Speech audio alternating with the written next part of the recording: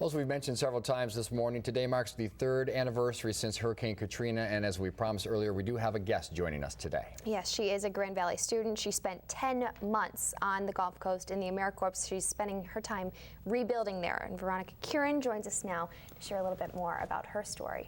Hello. Hi, nice thanks to be for here. coming in. Thank you. You've actually made several trips since your initial 10-month trip, right? You just got back? Yes, I just got back about 3 weeks ago. We hear stories, we've seen stories, you've been there. Tell us firsthand, how much progress have you seen? It's so slow. It's steady, but it's just slow coming.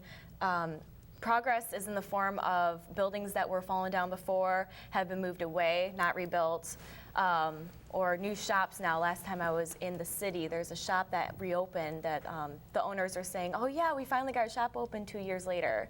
That's progress. We've seen a lot of the reports and haven't really talked to the people as much as we've seen a lot of the government officials saying it's getting better, we're doing more. What are the people down there telling you?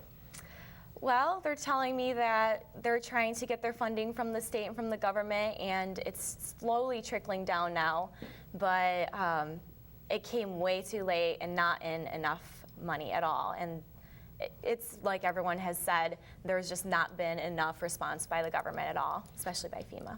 I think it's great that you and a number of others joined AmeriCorps, went down to spend a period of time. What do you do now when you go down there versus when you went down for the 10 months? Lately I've been working with Habitat for Humanity when I go just outside New Orleans along the coast of Lake Pontchartrain, which is one of the main bodies of water that destroyed the area there.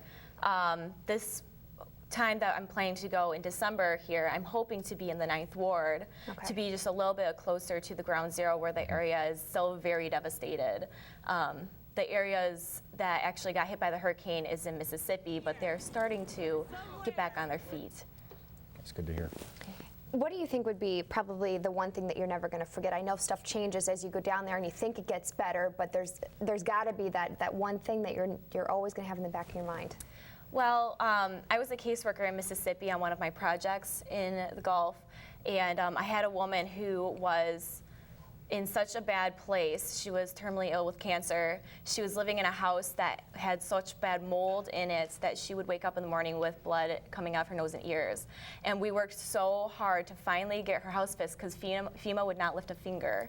And so we finally got her house fixed. She's finally back on her feet. And that's just always going to be the most important thing that I've done down there. And you're doing something at Grand Valley State University to get some other people to lift their fingers, right? Yes, I am. This morning I will be heading out to Grand Valley from 8 till noon. I will be doing a fundraiser as well as asking for volunteers to go with me in December. And I'm envisioning several cars driving behind me as we drive down to do some work there. Good luck, and thanks so much for coming in this morning. We're gonna ask you to share some more insight on your next trip. Thank you. Thanks, Veronica.